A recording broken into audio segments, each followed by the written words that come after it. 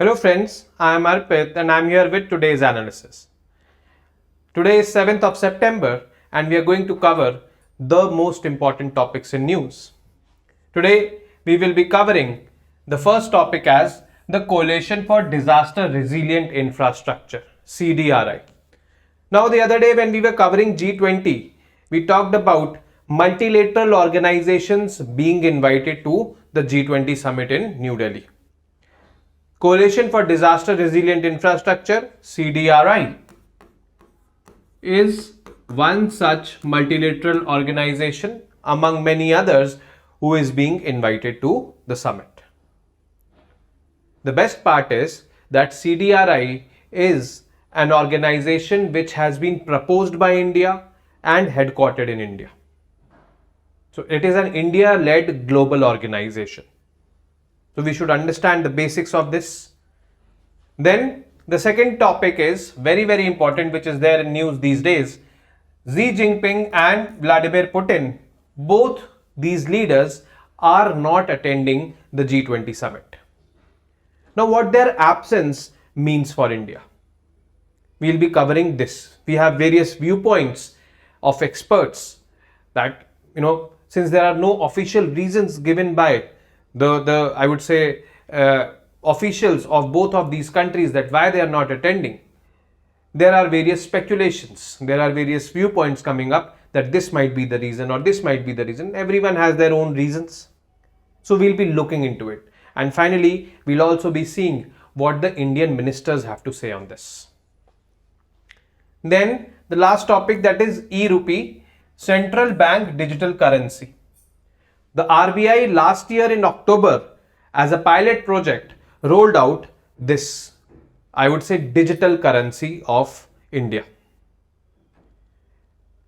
When I talk about digital currency, then cryptocurrency or Ethereum, these type of currencies come to your mind, because those are also digital currencies.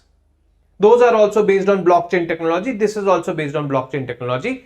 But the major difference between the Ethereum or the, I would say, Bitcoin and e-rupee is indexed to the INR, Indian National Rupee, and there is no index for those kind of currencies. Those currencies hence are more volatile as compared to e-rupee. So the basics of this we will be studying. But let's begin with the first topic, that is Coalition for Disaster Resilient Infrastructure. Now, Coalition for Disaster Resilient Infrastructure, CDRI, is an India-based and India-proposed global organization.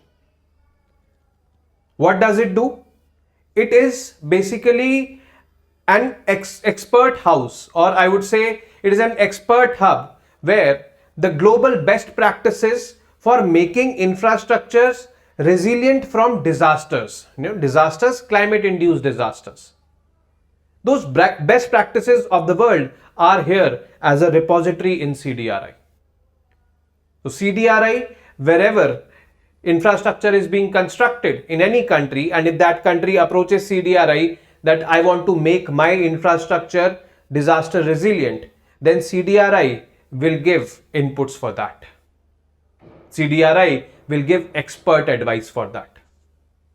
It does not have to be confused with that CDRI will be funding those projects, infrastructure projects. No, CDRI will not be funding those projects, but CDRI will be giving its expertise on how to make those projects disaster resilient. So it is an India-based, India-proposed global organization which is headquartered in New Delhi, is being invited as a special invitee to G20 as well. So let us look at the details of this. Coalition for Disaster Resilient Infrastructure is an India-backed international platform announced by Prime Minister of India at the UN Secretary General's Climate Action Summit in New York 2019. So UPSC in prelims also can give statement-based questions that with which of the following statements with respect to CDRI is or are correct, and then it can give you that it was proposed by India in UNFCCC's COP, let's suppose 19, 20, 21, like this, any. But no, it was not proposed by India in UNFCCC's any of the COPs.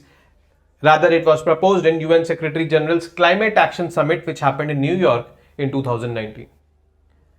Secretariat of CDRI would be based in New Delhi. It is in New Delhi, and the head of this secretariat or the headquarters is an Indian, is being invited to the G20 summit.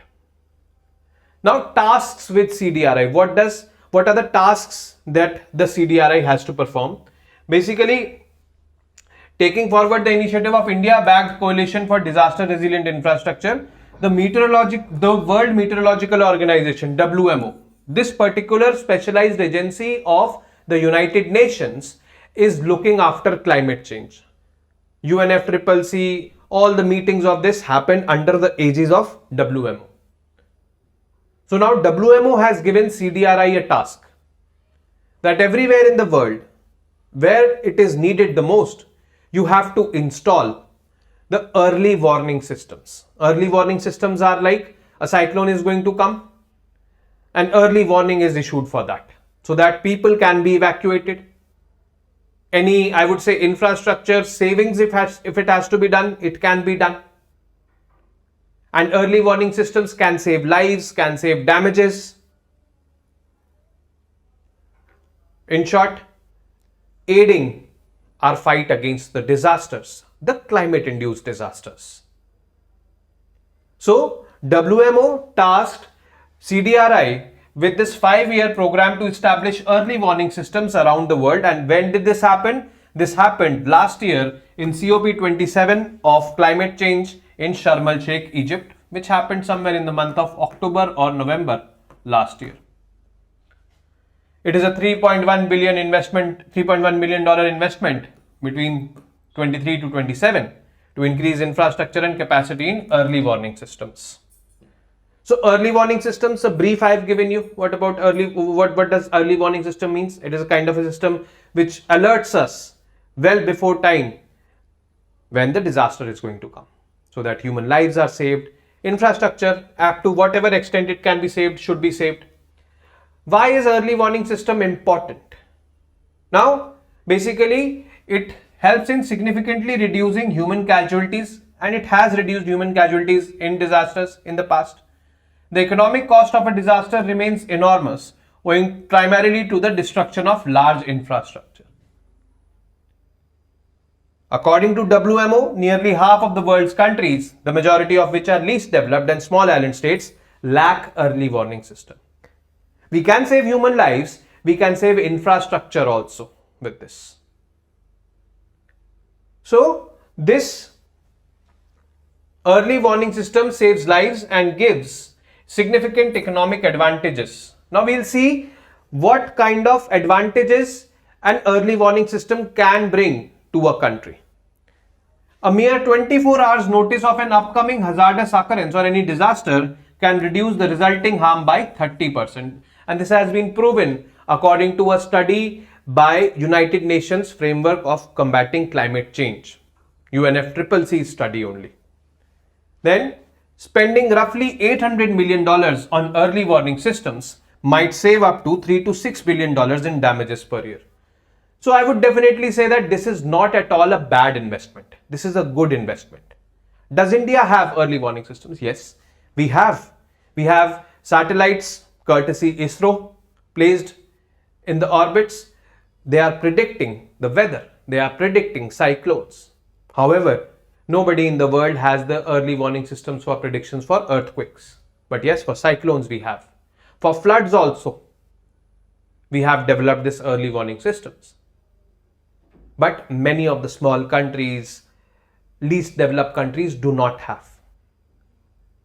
And CDRI's task is, for the next 5 years, one of the tasks given to CDRI by WMO is develop and deploy this early warning system in majority of the least developed and small island countries, because United Nations is also predicting that disasters are going to happen because climate change is happening, global warming is happening, global average temperatures are increasing year by year. So it is better to adapt. This is one such, I would say, way of adapting to these things so that losses could be minimized. Now, the global cooperation under CDRI, since it is a global organization which has been proposed by India, headquartered in India, so it will not only working for India, it will be working for the entire world, helping the entire countries or maximum of the countries. CDRI is an attempt to bring countries together to share and learn from the experiences of one another. Now, as I told you in the beginning, that CDRI is a knowledge hub or an expert house. Now, where is CDRI receiving this knowledge from? CDRI is getting this knowledge from the experiences of various countries. Let's suppose in X country a disaster came, how they managed, how they made their infrastructure resilient. So they'll share their knowledge with us. We'll dwell, means we in CDRI will dwell on that and try to refine that also. And wherever that is implementable, we'll be implementing it. So this is there. It aims to assist member nations in integrating disaster management policies into all of their activities. Any laws, any policies made by the government, disaster management should be included as part of it. Any road is being constructed, it should be considered that this road should be constructed as an all-weather road. Whatever the situation may be, whatever the weather may be, or any disaster if it comes, obviously disastrous or high intensity disasters will destroy everything. But yes, up to a certain limit, those infrastructures should be saved. So we should, while constructing those infrastructures or while making any policies also, we should consider the fact that disaster management has to be taken into concern.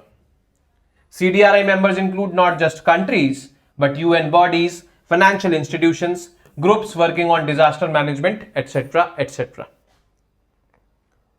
So this is the global cooperation under CDRI. Significance: to identify and promote best practices from all across the world. It is taking into account the best practices and it wants to promote it.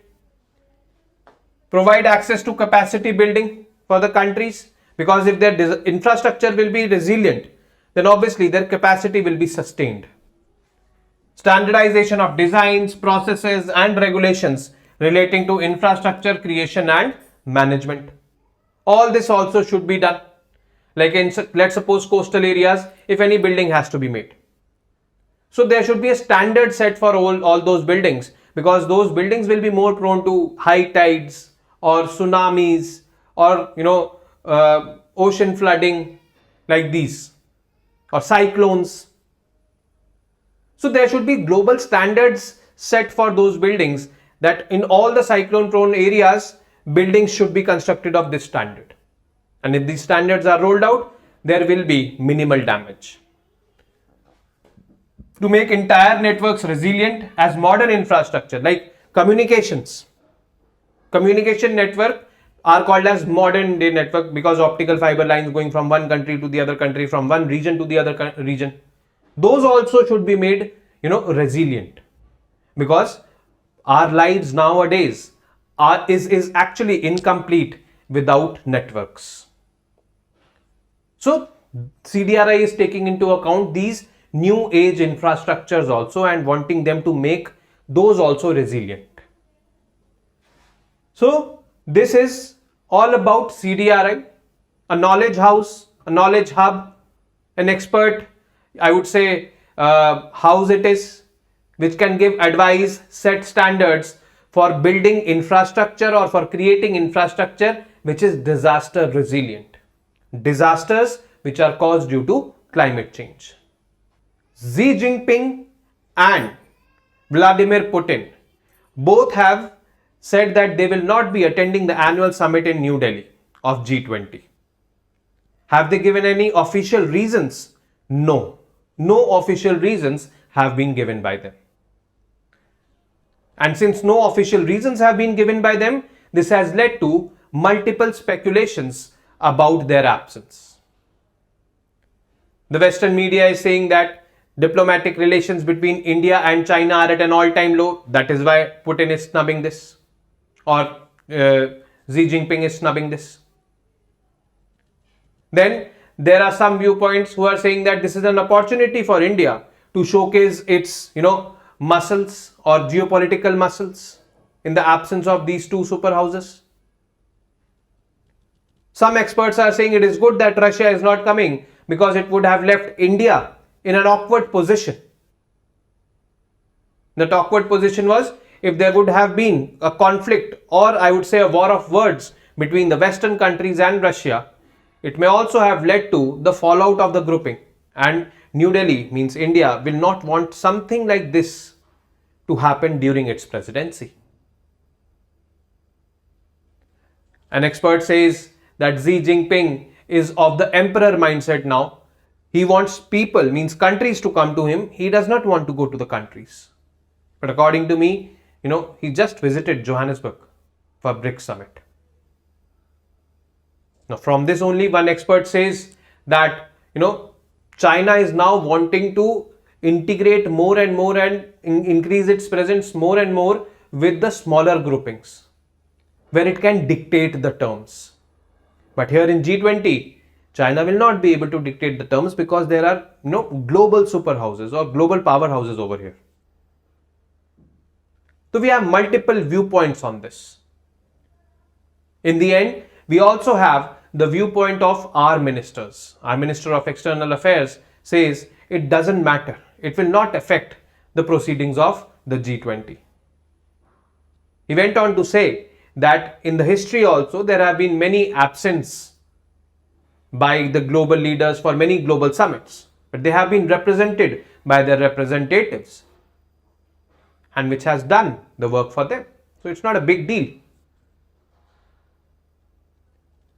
But actually, what will be the outcomes, how the G20 summit will be shaped, you stay tuned with us, because after 9th and 10th, that is 11th, 12th, we are all, we will be covering the details of this G20 summit. As of now, let's see. Beijing has said Premier Li Qiang will lead the country's delegation at the G20 summit. He is the second in command over there. And President Xi Jinping will skip the event in New Delhi. Similarly, Russia's Vladimir Putin will also be absent, and in his stead, Russian Foreign Minister Mr. Sergei Lavrov will attend the conclave. So, both the leaders are not coming, they are sending their representatives with no official reasons. No, are there any reasons given by the Chinese officials? No. It remains unclear. The Chinese president had attended the last November's G20 summit in Indonesia. Xi Jinping came to power in 2013. Since then, he has never skipped a G20 summit. This is the first G20 summit he is going to miss. However, we are not so pleased with it. As an Indian, though I am not. Similarly, USA's President Joe Biden has also expressed displeasure with respect to the situation, because he was also wanting to meet or hold talks with the Chinese president. The USA's president is arriving in India on Friday, that is tomorrow, and he'll be holding bilateral talks with our Prime Minister, who will be returning from the ASEAN meet from Indonesia. So this basically is the stand, but expert viewpoints on the issue. There's one expert who says that if Xi decides not to attend G20, this could set back China's efforts to thaw relations with India. Thaw relations with India simply means to mend relations with India, because relations with China are at an all-time low, especially after the 2020 Galwan clashes. And there is kind of a military standoff between both of them. Multiple rounds of negotiations, to be exact, 19 rounds of negotiations have been done between the military leaders. But very little has been achieved. Both the leaders have met on the sidelines of various international summits, like last year on the sidelines of G20 summit in Indonesia. Xi Jinping and PM Modi met. This year on the sidelines of BRICS summit in Johannesburg, they met. But nothing concrete has come out. On the other hand, China has also released its new map, which includes the territory of Arunachal Pradesh and Aksai Chin in India. So the situation is not so good. And this expert says that this could set back China's efforts to thaw relations with India and harden New Delhi's position on the border dispute. It will strengthen our position on the border dispute because we will showcase to the world that they are not responding. The Chinese are not responding. So it is like this. Xi's absence might make it easier for India to flex its global leadership muscles. So, people will be looking more towards India. Obviously, they will be looking towards India because India is the host. But in absence of Chinese president, the attention will be more intensified. Then, as per New York headquartered Bloomberg, this is a West-based, or I would say America-based, news agency, Xi may be snubbing the G20 summit because of Beijing's diplomatic sparring with India, or probably because he wants to stay back to handle the country's economic troubles. Now, China is facing a lot of economic troubles also. Their manufacturing sector is shrinking. The real estate is struggling. Youth unemployment rate is at an all-time high in China. But again, will China be able to solve all these problems in 2 days? That is 9th and 10th September. That is a counter-argument, my counter-argument to this. Xi enjoys a very high status when he receives foreign guests at home. He also received special treatment at the BRICS summit in Johannesburg. He is unlikely to get that in G20. But I think we promote, Atithi Devo Bhava. Our guest is our God, whoever may it be. So, yes, the kind of special treatment, the focus Xi might be getting when he visited South Africa might not be the same, because here the attention will be diverted towards 19 countries and one, EU. Apart from it, the guest invitees also, the countries which have been invited, the multilateral bodies which have been invited. So if Xi is wanting this and not coming because of this, then that's okay. We cannot say anything on that. Then Xi is now an emperor mindset and expects dignitaries to come to him and not go to the dignitaries. But again, I have a counter argument over here, because he has just come back from the BRICS summit. He went there, although he received, high class treatment over there, but he went. Then Xi does not seem to have an interest in attending an event that could bolster the global profile of its rival India. This can be a reason that China, by snubbing or by not coming, not attending, means the president of China not attending, clearly want to signify that, I'm not interested whatever India is doing.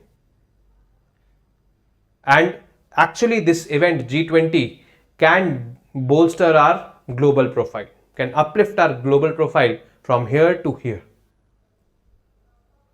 And China does not want to be, a spectator to it. Then China seeks to dominate a group of smaller, less developed states like BRICS or the Shanghai Cooperation Organization, where China can dictate the agenda. Here China will not be able to dictate the agenda. It is G20, the world's 20 largest economies. And there are bigger economies like USA than China, or groupings like EU is also formidable. So China's dominance will not stay over here. And these are just viewpoints. Why we are covering this? Because you need to understand the nuances of diplomacy. And if you understand these nuances of diplomacy, then it will be easier for you to, develop this mindset, understand international relations and the complexities attached with it. Then what Putin's absence means. Before the G20 summit, Putin stayed away from the BRICS summit also in Johannesburg, because Russia is part of BRICS also. And, there was a reason why Vladimir Putin did not visit South Africa. Because last year, International Criminal Court has issued an arrest warrant for him. Why? Because of the atrocities committed by Russian forces on the Ukrainian soil. And South Africa is a signatory to ICC, and it would become obligatory on South Africa if Vladimir Putin was on South African soil to arrest him. That is why he did not visit. But it is not the case with India. India is not a signatory to ICC, so even if Putin would have come, he would not have been arrested. He addressed the bloc virtually, the BRICS bloc, blaming the unpredictability in global markets for food and other products on Western sanctions. He said that it's the food prices, fuel prices are not going up because of Russia's war on Ukraine. It is going up because the Western countries have levied sanctions on Russia. And its allies. That is why it is going up. Expert viewpoints on Russia president not coming. Some see these leaders' absence at G20 as a blessing in disguise for India's presidency. How? Putin's absence will save India from dealing with possible embarrassing situations such as a heated exchange between the Russian president and the Western leaders. Why? We know that because of the Russia-Ukraine war. Then the Russia president's presence could have also created a tense situation or led to an acrimonious debate, which could lead irreparable damage to the G20 and split the group. And this is something which we do not want under our presidency to happen. This is something which is undesirous. But actually this is quite, I would say, utopian, quite idealistic, quite extremist thinking this is. But anyways, anything can happen, so we are considering it as a viewpoint. So let us consider it as a viewpoint only. Now what Indian leaders say? I have viewpoints of two ministers. One is Minister of External Affairs and the other is Minister of State for External Affairs. So Mr. S. Jaishankar has said that Xi Jinping and Putin's absence will have no impact on the G20 summit. These have been instances in the past also where the countries have not been represented by their leaders but by some other representatives. So it is not something which is happening for the first time. It has happened in the past as well. Similar kind of view Mrs. Meenakshi Lekhi has. The absence of these leaders would not have any impact on the summit. Most things that have been worked on are part of the declaration. Actually, she is talking about the Sherpa level meets. Because Sherpa prepares this annual summit. If you remember, we covered in G20 video, basics video. It is more countries' prerogative, or it is those countries' prerogatives to send whoever they wish, and whoever wants can represent them. Both countries will be represented respectively, and I am sure that there would be internal reasons of the countries why those heads of those countries are not here. So we are okay. ठीक है. Anyone wants to come, come. You don't want to come, you don't come. You are sending your representatives, it is fine. We will do what we have to do. We will fulfill the agenda. We are of this mindset presently, and we should be also, because this summit is very important for us. These kind of events should not deviate us from our vision, the vision which we have set for the G20 presidency. And the G20 presidency's one of the vital visions is to achieve a consensus document, a document which is accepted by all the members. Obviously, apart from it, we are leaving no stone unturned to showcase our cultural might, our economic might, our digital might also. So this is what is going to be there. E-rupee, central bank digital currency, it is also known as. Now a digital currency, when you hear, cryptocurrencies or Ethereum kind of digital currencies may come to your mind. They are bound to come to your mind because they are actually digital currencies. They have been generated by using the blockchain technology. E-rupee has also been generated by using blockchain technology. But there is a difference between e-rupee and Bitcoin and Ethereum. e-rupee is backed by the fiat currency, that is INR. And those cryptocurrencies are not backed by any fiat currency. They are more volatile hence, and this is less volatile. E-rupee is a prepaid payment instrument. Now let's suppose you want an e-rupee. You want e-rupee worth rupees 1000 rupees. You go to RBI, you deposit 1000 rupees to RBI. RBI will issue you a QR code if you have a smartphone. If you don't have a smartphone, RBI will issue you an SMS. And then you can use that QR code wherever e-rupee is acceptable by the merchants to do the transactions. Let's suppose you went and you brought vegetables worth 100 rupees. So and that vegetable vendor is accepting the e-rupee. So you can scan your QR code, automatically 100 rupees will be deducted from your balance and it will go to his balance. You will be left with 900 rupees or 900 CBDCs, 900 e-rupees we can say. This is how it is going to work. This is a prepaid payment instrument, different from the existing cryptocurrencies or existing digital currencies like the Bitcoins or Ethereum. So let us look into the details. Last year, October, RBI launched a pilot project of central bank digital currency referred to as digital rupee or e-rupee for specific use cases. And then when this was launched, we could see one of the, I would say, business tycoons in India, Anand Mahindra, using this for transaction on a vegetable vendor in Mumbai. Now what is e-rupee? E-rupee is a cashless and contactless instrument for digital payment. It is a QR code or SMS string based e-voucher which is delivered to the mobile of the beneficiaries. The users of this seamless one-time payment mechanism will be able to redeem the voucher without a card, digital payments app or internet banking access. It is also different from UPI. UPI is linked to your bank account. This has nothing to do with your bank account because it is prepaid. You initially pay the money and then you get a QR code worth that money and then you keep spending that money. Questions might come to your mind, ki, sir, UPI was there. Why this needs to be there? Even after UPI, this is there because we have high cash circulation in the economy. We are targeting to reduce cash flow in the economy, and this is one such way of reducing. UPI is another. The system is prepaid in nature and hence assures timely payment to the service provider without the involvement of any intermediary.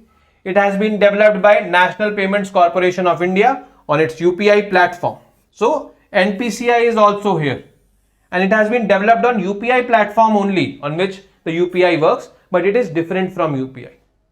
If you want to understand in a much, I would say, layman term, it can be referred to as DD. The older times or the earlier times DD. DDs were demand drafts, prepaid payment instruments. You go, you deposit the money, you get that piece of paper. On the other hand, checks. You cut the checks, you must have money in your bank account, then whomever you are issuing that check to, that person goes, deposits the check, and then money gets withdrawn from your account and goes to his account. That can be equivalent to UPI. This is demand draft, equivalent to demand draft. You can understand it in this way. It is just for reference. E-rupee is still backed by the existing Indian rupee as the underlying asset, and specificity of this purpose makes it different to a virtual currency. And that is how it is different from other virtual currencies. Now, are there benefits of this e-rupee or central bank digital currency? Yes, according to RBI, there are 4 benefits. First is increasing penetration. Increasing penetration of digital payments is something which is looked or seeked up to by RBI since long. Although after the, I would say, introduction of UPI, since 2016, its usage has been intensified after the demonetization drive. Digital transactions in India have increased manifold. And still, we want to increase further, and for that, this is there. High currency to GDP ratio. High currency to GDP ratio means currency notes, they are in circulation at a high rate in India. Still, if you go to tier 2, tier 3 cities, there people prefer cash or currency. So to reduce that, this will be vital. Then spread of virtual currencies, Bitcoins, Ethereum, these have become the buzzword, especially among the millennials. So Government of India has come up with an alternate of a virtual currency. That virtual currency or digital currency is not volatile also, that is the advantage. And that is why it will act as a cushion, because it will give the confidence to the users that this is not going to crash or this is not going to be up. It is going to stay stable because it is indexed with or linked with the rupee, because you initially pay the rupee to get that currency, e-rupee. So this is, I would say, central bank digital currency based on the same blockchain technology only, intends to increase digital payments in India, different from UPI and different from other digital currencies like the crypto, this Bitcoins and Ethereums. And this is it from me for today. I'll be meeting you with more such exciting and informative stuff tomorrow. Till then, keep studying, keep reading, keep revising, and most importantly, keep writing. Jai Hind.